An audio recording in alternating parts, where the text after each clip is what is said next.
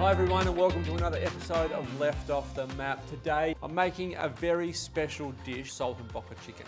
And we're going to finish it with a little butter sauce to go on top and show you how you can deglaze the pan, use all the cooking juices to have a finishing sauce to go with that dish. And I'm going to go through the simple technique that Sam explained to me that he did when he first made this. So you start with chicken thighs, and we've got some prosciutto and some sage, and they're kind of the basics that go into this dish. Like I said, you can stuff your chicken thighs with other ingredients if you want to. Sometimes they're stuffed with a pan grotto, so basically a dried bread crumb which has got herbs mixed through it. They'll put that on the inside lining so it has a stuffing on the inside. Sometimes put butter on the inside as well, just to help keep that inside moist when you pan roast it. But I'm going to go with the traditional, or the recipe that Sam showed me. So we'll start with our chicken thighs. You want to roll them with your prosciutto. So normally it's about 3 pieces per chicken thigh, because basically you want the width of what you're wrapping to be the same width of the chicken itself. Okay, so I'm going to lay that on top and then roll it up. Pop my sage leaf in. I'm going to put one on top like that and one in the middle like that. Roll.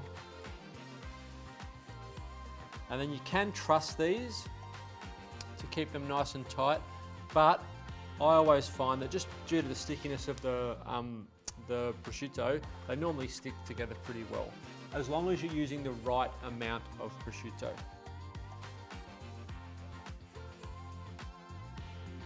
Sage, right in the middle. And this is where, like I said, that sometimes you might have some stuffing.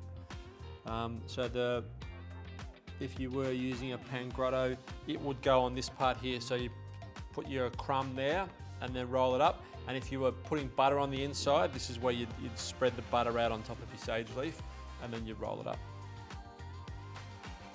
But I'm going by Sam's recipe. All right, nice and tight. And because they're rolled like this, they're quite dense, so you are going to need to finish them off in the oven. So I'm going to get my oven on, 180 degrees, fire up my pan, and then I'm going to put them in where the seam is, so where our prosciutto joined. I'm going to put that in first so that sort of locks that in place. Get some colour on the outside and then into the oven. In about 8 minutes, I'll take them out, rest them there. They'll go back in right at the end, but for now we'll just rest them while we start to build our sauce. So our sauce, we've got some onion. We don't want a lot of heat in the pan at this point, so I'm going to put it on low temperature and start to sort of scrape any of that brown, roasty, toasty bits that are caught on the bottom of the pan, just so they become part of the sauce. So I'll saute this for probably 2 minutes, just until our onion has softened, and then we're going to deglaze with some white wine and some chicken stock. So I can deglaze now, white wine, and my chicken stock. All right, so we'll reduce that by a bit over half and then start emulsifying that butter in. Sauce is done, so I can pop these back in our sauce, turn that on low. And then just to finish, I'm going to use this sage.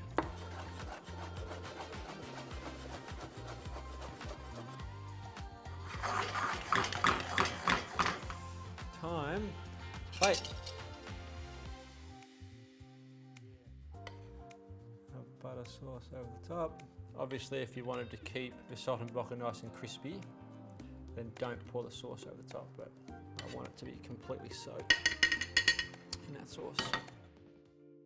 So every time you cut sort of that saltimbocca open, douse it in that sauce and enjoy. It's a really luxurious, beautiful, yummy dish that's simple. Like all good Italian things are simple, and this is another perfect example of that.